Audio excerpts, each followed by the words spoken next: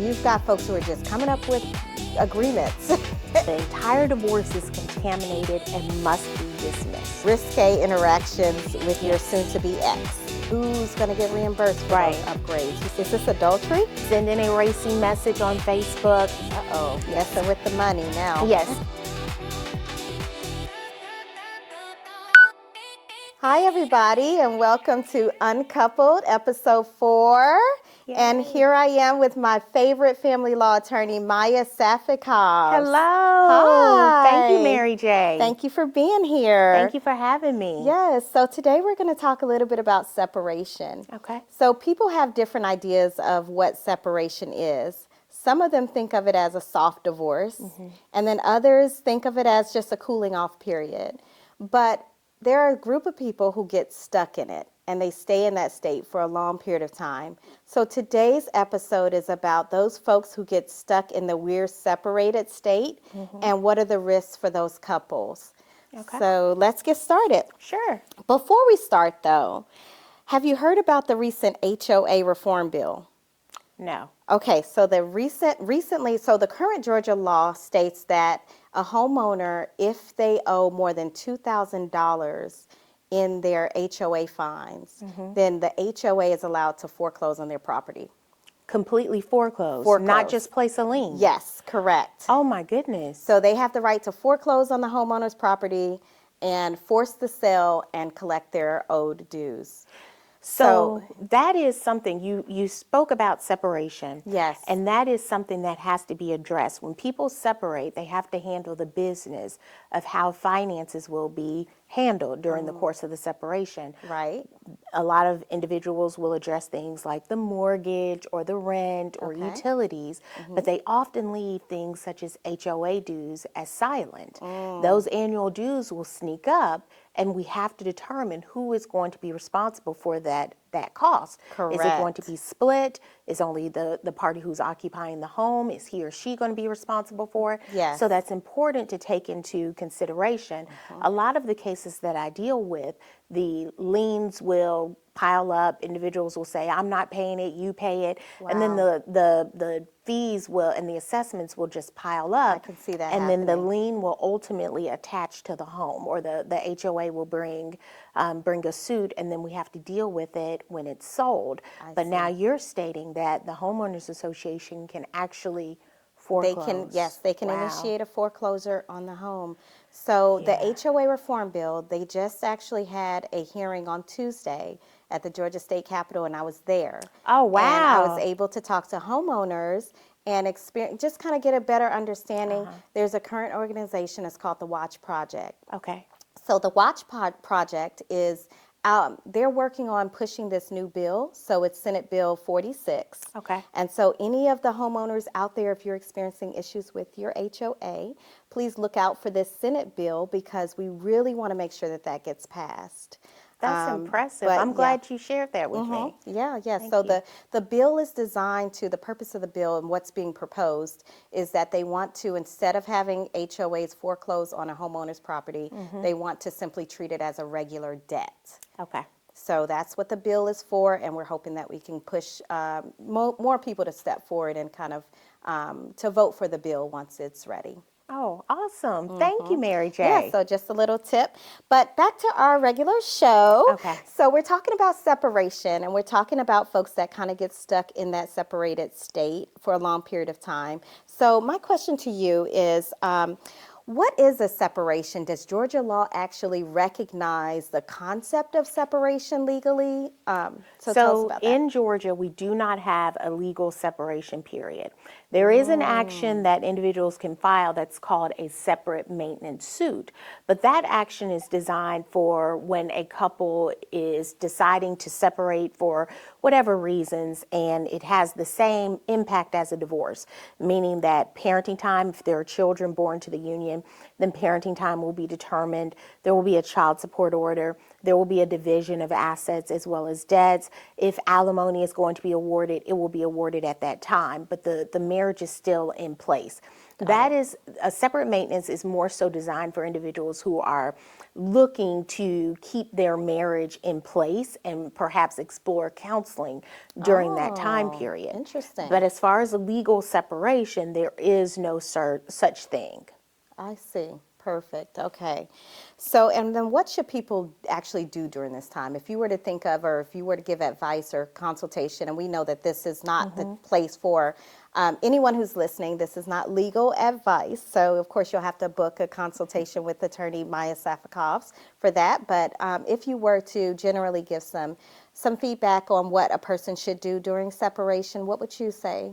So, the most important bit of advice I can give is to ensure that whatever plan you and your spouse come up with, that you are okay with it being a final plan. Because Okay. what will occur is you will develop a status quo, specifically with things such as custody or the payment of expenses in the marital residence. For example, I have a client who, she and her husband, during a separation period, they opted to have joint physical custody of their son, and they were splitting the week. Well, they've done that for a period of 6 months, and it's working well. So now it's going to be extremely difficult for her to seek primary physical custody when they've wow. already established the status quo of joint physical custody that is working well. If it's not broken, the court is not going to want to disturb the model. The Gotcha. same with the payment of household expenses. Whatever status quo is put in place, once a complaint for divorce is ultimately filed, the court will recognize that status quo. So, see. for example, if an individual has stopped paying the mortgage and didn't pay the mortgage for 4 months prior to the filing of the complaint for divorce, the court is not going to expect or hold that individual to the fire to pay the mortgage Okay. at the time that the complaint for divorce is Is filed. it because it's such a short period of time? No, when you file a complaint for divorce or any action, something called a standing order attaches.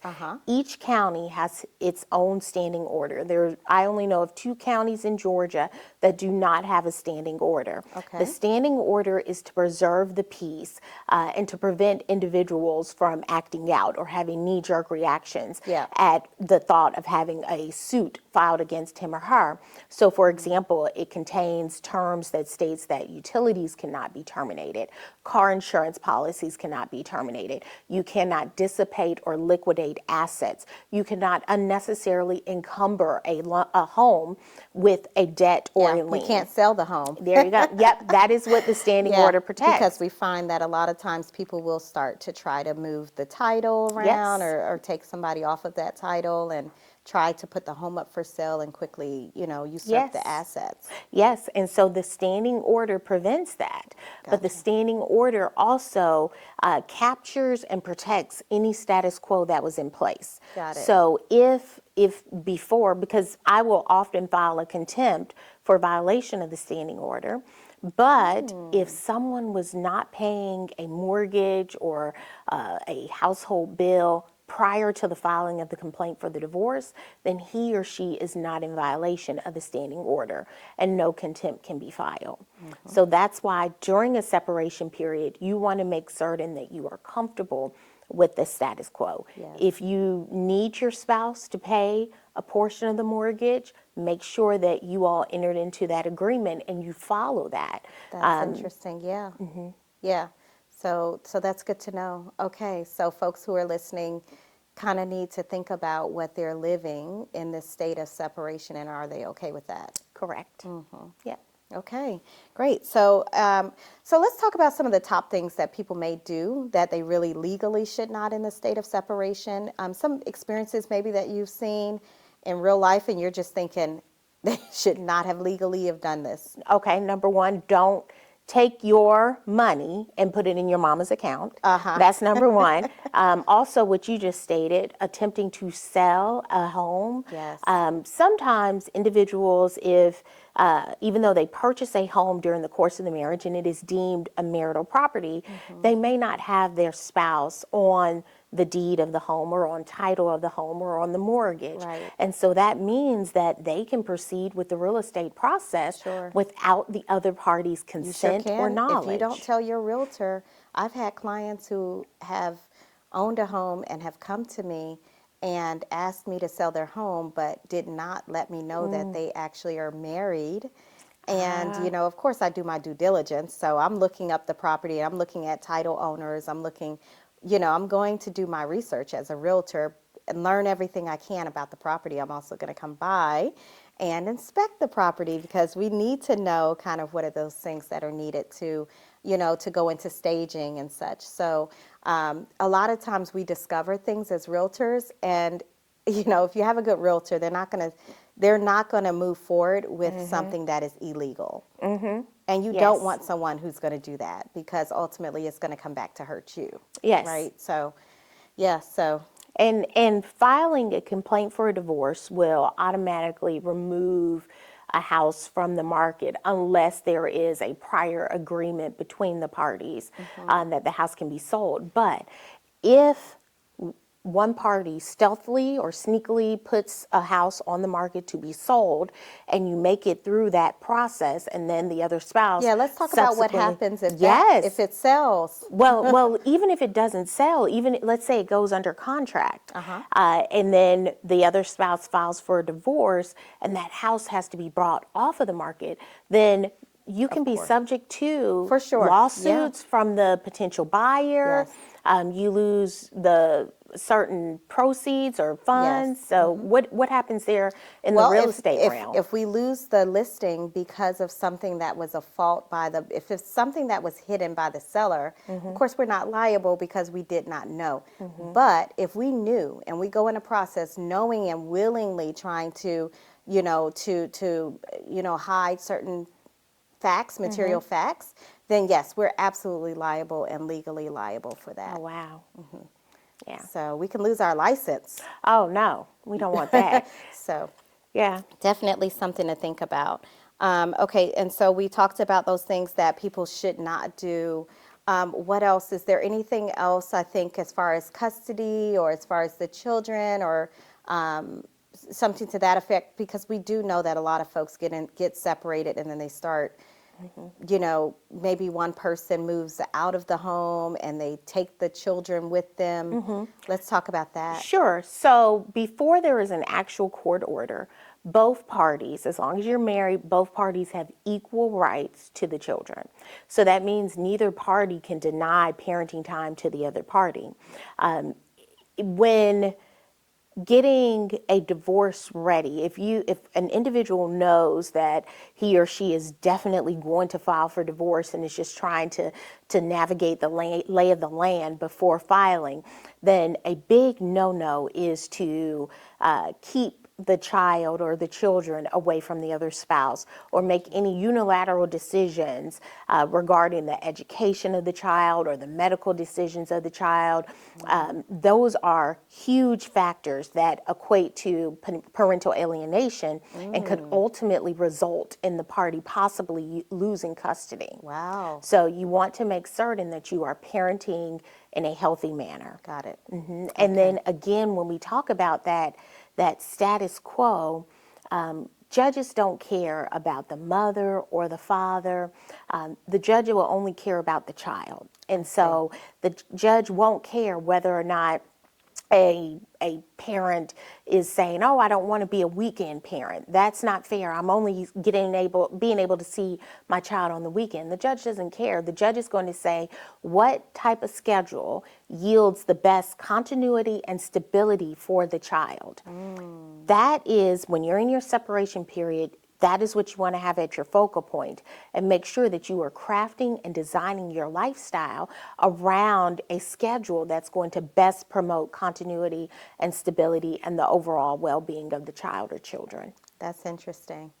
And that is like subjective, right? I Yes. mean, because you can have one party, one spouse who thinks that, a certain schedule or, lifestyle is Yep. more beneficial, and then you can differ on those things. So it's really, I think, important to come together maybe and have a Yes. cohesive kind of front moving forward. Yep, co-parenting is always awesome. In the state of Georgia, we look at OCGA 19-9-3. That's Okay. the best interest of the child statute. And there are a Okay. number of factors contained within that statute that the court has to look at when determining custody. One of the most commonly abused factors is subsection N, and that is the which parent will promote and cultivate the child's relationship with the other parent. So Oh, making sure that there is no parental alienation. got it. Judges are starting to hone in on that subsection N now tremendously. So you want to make sure that you are keeping the other party abreast and informed. And we have a I plethora love of that. tools available to us now. There are co-parenting apps. Now there's only one free version, but there are apps that you can use to make sure that you put the children's activities Okay, on the calendar. what are some of the things you recommend? I know that this is kind of going into some of the things that you provide in your consultation, Sure. but Our Family Wizard is an app that is commonly used. That's kind of our gold standard. It has a price tag affiliated with it, but it has a lot of bells and whistles, such as a tone meter. It has a calendar feature. It also has a feature in which the parties can reimburse one another for expenses spent on the children. Another parenting app is App Close. It was previously free, and now it has a small price tag affiliated with it. It has the same features as Our Family Wizard as well. And then there is the Talking Parents co-parenting app. And I believe that if you use the desktop version of that app, it is still free. that's awesome that there's so many tools out here. I don't know. I almost feel like, folks going through divorce, we oftentimes will make things difficult, and we don't have to. Yes. We don't have to alienate, the children from from the other parent. It looks like the courts reward you Yes. for Yes. being cooperative and co-parenting. So, And your children will reward you later on with their behavior, yeah. their adjustment to the situation, Yeah. etc. I once heard a stat, and I'm not going to quote it verbatim because I can't remember the exact figure, but I know that it was definitely a large number in favor where children, they grew and they developed at a much more positive rate, those that had, parents that co-parented. Yes. So, it's definitely, the numbers are there to support it. Yes, I'm a product of divorce, and I know that children thrive better Yeah. if the parents get along better. Yeah, Yeah. yeah. So am I, but I honestly, I grew up with a very, very busy other parent. And so for me, it was mostly my mom raising me. And I think that she took the role of both in a sense. Yes. And but I can imagine that there were times where I could have used both parents, and I think it would have been beneficial. So yes, so definitely agree.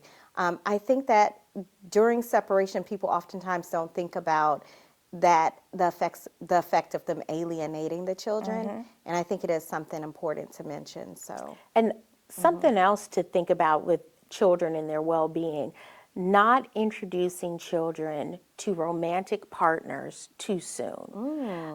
And enrolling children in therapy. If children are of age, they can go to either play therapy or talk therapy. Yeah. And you can use the therapist to determine how and when you can introduce children to romantic partners. and that makes sense because Yeah. technically the children still think you're married. Yes. Like you have Yes. not, if you're separated, you're not legally divorced yet. So to the children, you're still married. Yeah.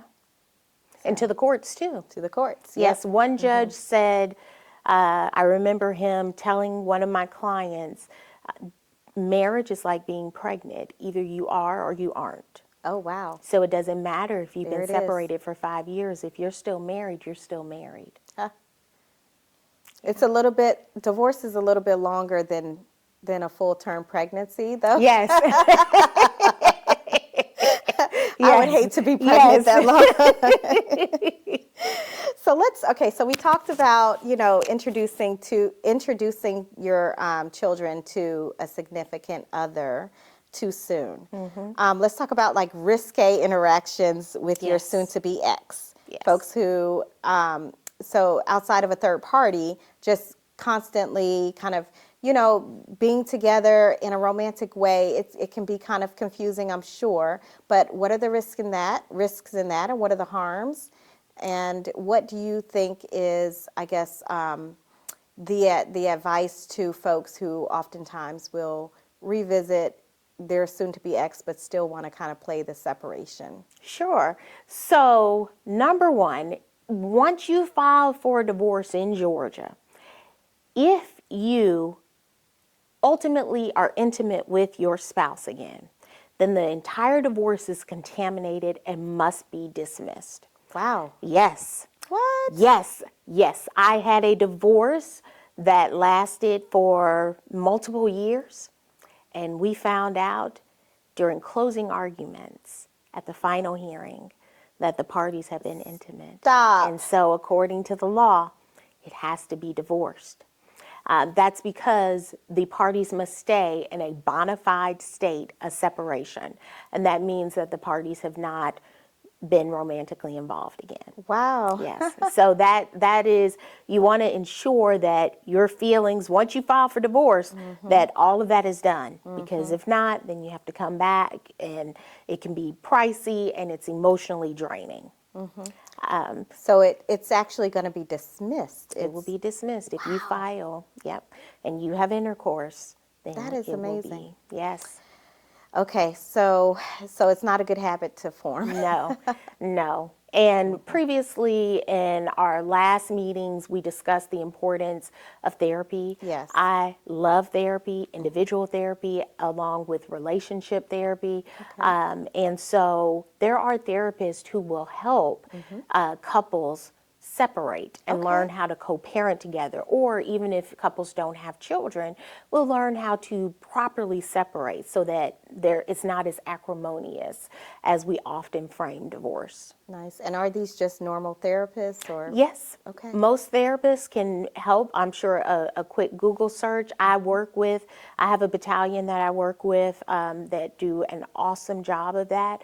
But therapy will help kind of get rid of those feelings that may continue to be ignited and cause parties to get back together when they know they shouldn't. Right. Excellent. Okay. And what about folks who stay separated for years?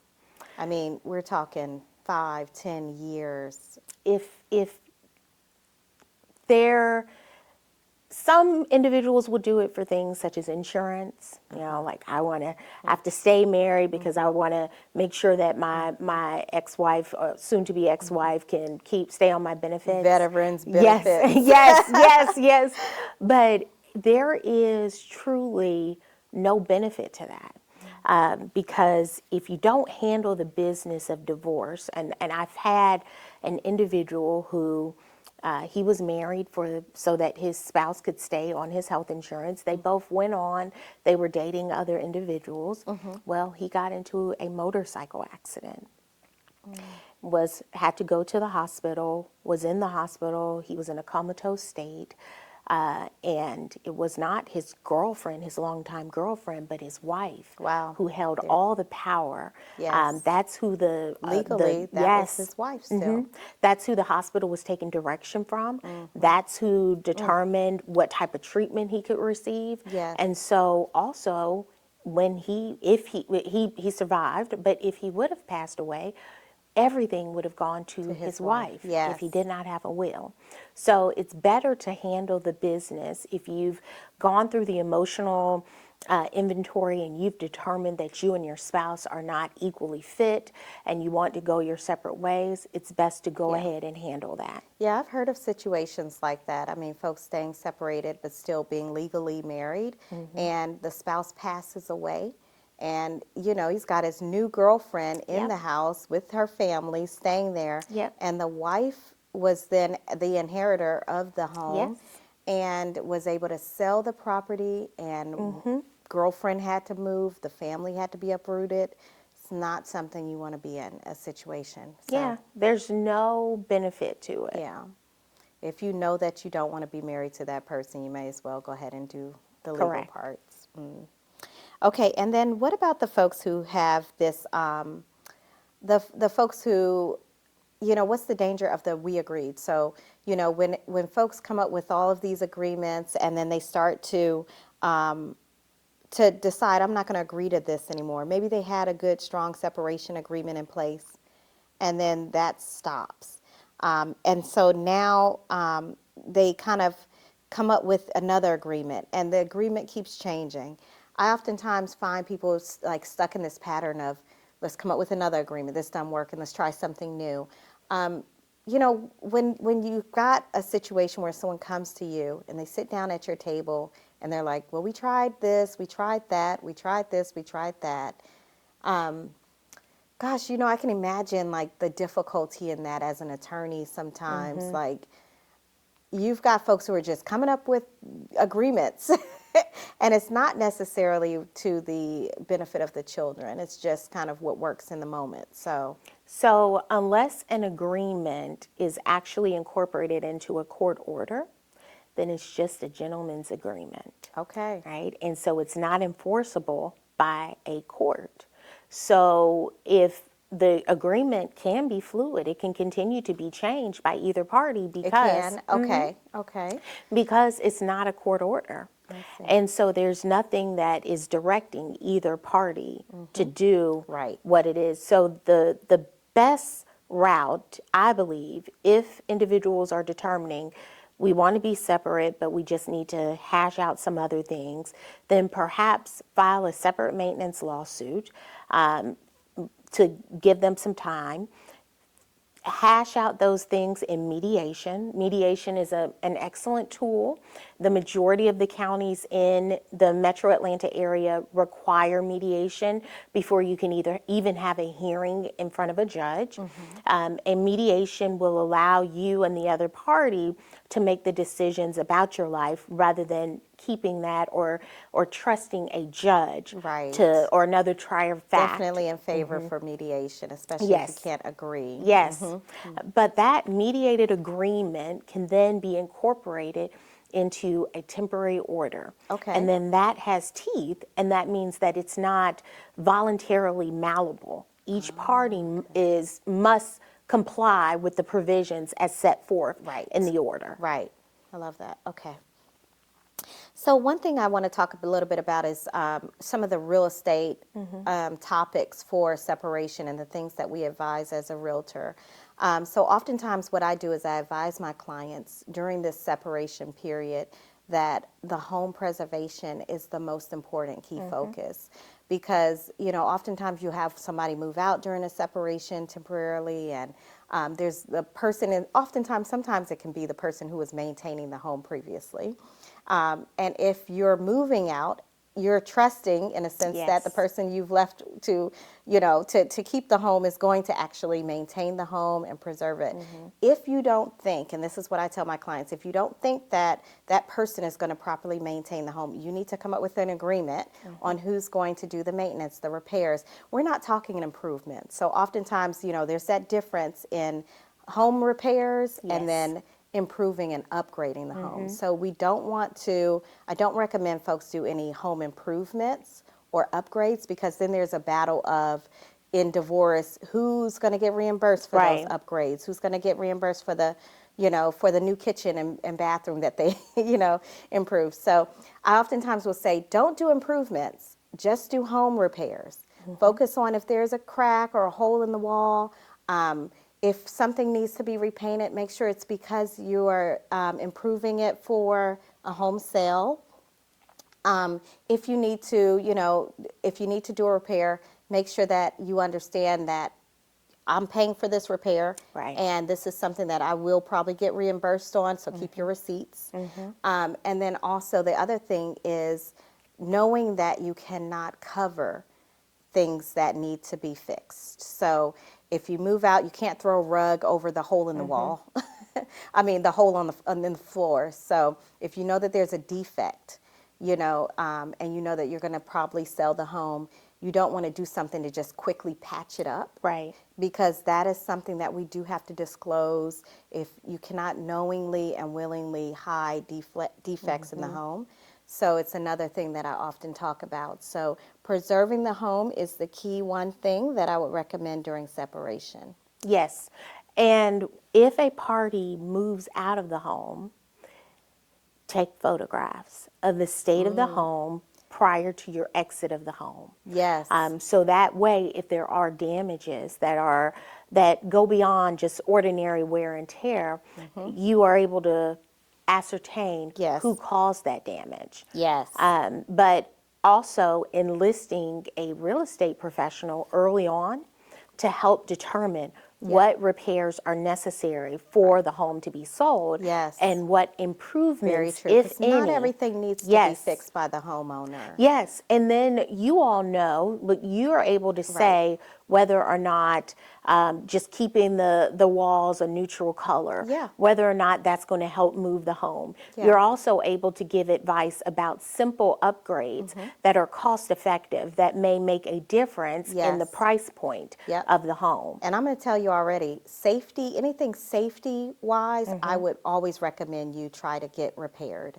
Those are going to be the things during a home inspection that will not pass over. A Okay. homeowner is going to a potential buyer is going to look at the inspection report, and they're going to look for major critical repairs, anything having to do with safety concerns. Those are the things that you want to make sure that you can get if you're able to repaired. Those other minor things, cosmetics, general wear and tear things. I don't know, the corners don't come together, the floors don't look, exactly perfect, scratches here and there. It's something that one buyer may notice, another buyer may not. So, it's something that I always recommend to bring me in, let me look at the property, let me tell you exactly what I think is needed, and then you can go from there. The other thing is, the other key focus during separation period is preventing foreclosure. So making sure that the bills are maintained, the mortgage, the taxes, there are no HOA fees. We talked about that. Just really making sure that if you're going to separate and leave that home, you want to preserve your equity. Right. So you don't remember, equity is calculated at a specific time. So we don't want to lose the home and diminish our equity just because we now have, a diminished value of the home because of repairs or things that are unpaid liens and things like that. That's all coming from equity. Yes. So, so preserving the equity as much as possible is key.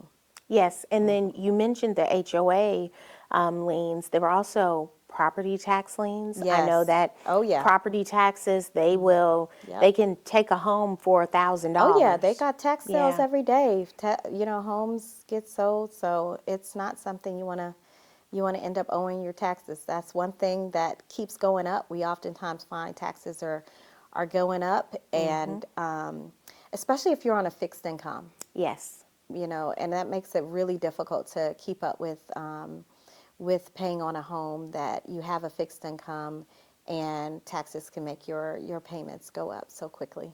Yes. So, Good tips. That's good advice. all right, and then let's talk a little bit. I've got a question for you about the circumstances people find themselves in where there are no rules during separation.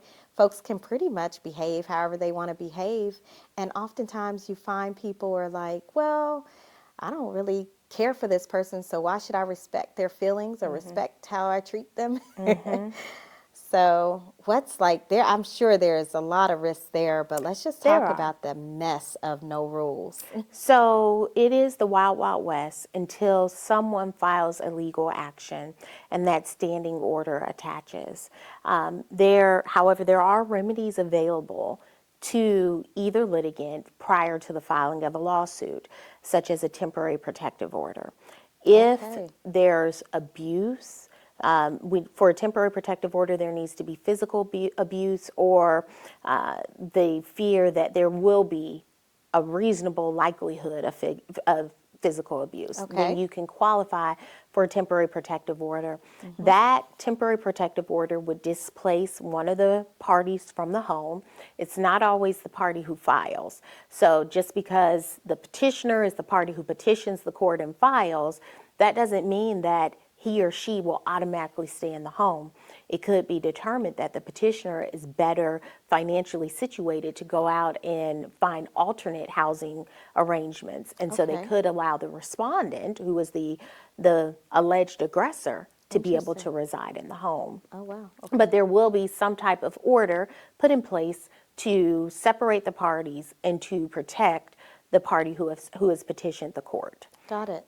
Yes. So that is if the actions of the other party rises to a level of physical abuse, and it's a little bit more than just harassment and Yeah. annoyance. Yeah, that's good. Okay. So at least if it gets too far. Go ahead. And one other thing, because this just happened this week to one of my clients. So let's say the parties separate, and let's say one of the parties leaves the home.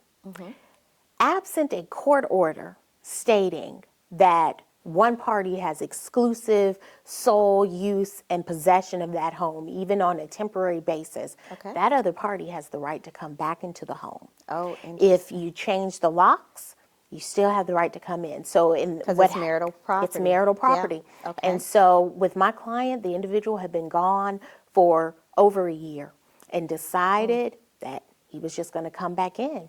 And she had changed the locks, and so he called the locksmith, Wow. called the police, and was able to get back into the home because it's the marital residence.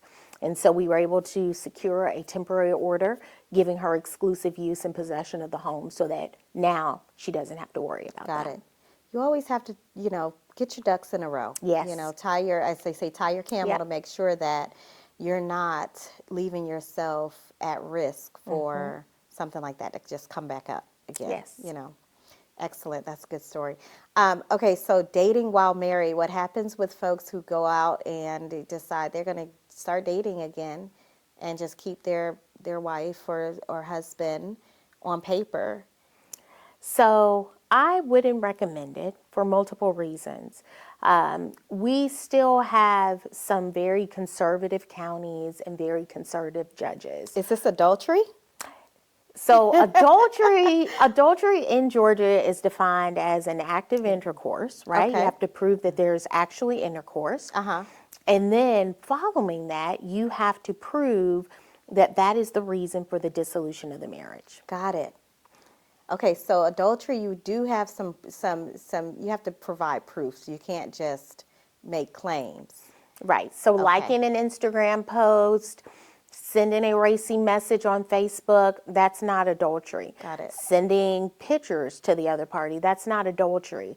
Adultery is when there's an actual act of intercourse. Okay. I've litigated probably thousands of cases as of now, and I've only been able to prove adultery a few times, and that has been Interesting. situations where a child has been fathered or conceived clearly. during the marriage. Yes, one where we had a private investigator who was employed, and then the other one where there was a large amount of evidence, recordings of the actual sexual acts, etc. I see. So, but absent that, it's very difficult to prove. Got it. Okay. And so dating, you were mentioning that we've got conservative courts still. So what happens if you date while married? So it depends on the judge. Some judges, in Georgia, we're not a community property state, so that doesn't mean that all of the assets and all of the debts are split 50-50. We are an equitable division state, and so equitable means fair. Gotcha. Judges have wide latitude when determining how to divide the marital estate. A court can listen to and consider the grounds for divorce when determining how to divide up the equity. So you could have it where a judge could say, instead of a 50-50 split, I'm going to give the non-offending party a larger portion of the marital estate Ooh. because of the actions. Uh-oh, Yes. messing with the money now. Yes. Now, I've rarely seen that happen except for situations where you can prove that money has been filtered out of the marriage to support things like escorts or buying paramours, items, or to pay child support for a child who was Yeah. conceived Yeah. as an act of infidelity. Got it. Now, it's also important to note that with any fault. So in Georgia, there are 13 grounds for divorce. Ground number 13 is the no fault, which is that the marriage is irretrievably broken, Okay. comparable to irreconcilable differences. Okay. The other 12 factors require that you prove fault. So those are things like adultery, cruel treatment, desertion. Okay. If there is an act of adultery or cruel treatment or any of those other 12 faults, then if you take the party back and you reconcile and you move on, you erase that. That's called condemnation. So that means that you forgave them and you've erased that fault. So if there is an act of infidelity and you get back with your spouse and you all try to work it out and you're together for some time period, but then you decide you can't do it, well, you cannot then go and allege adultery. Not the cause. Right. Not the cause Not of the the cause. divorce. No. Excellent. Well, if you're separated and you're thinking of filing, stay with us to the next episode because I guarantee you'll find a lot of good information in that one. I'm MaryJ. This is Uncoupled, and you're speaking with Maiya Safikovs. Thank you, and we'll see you next time. Thank you.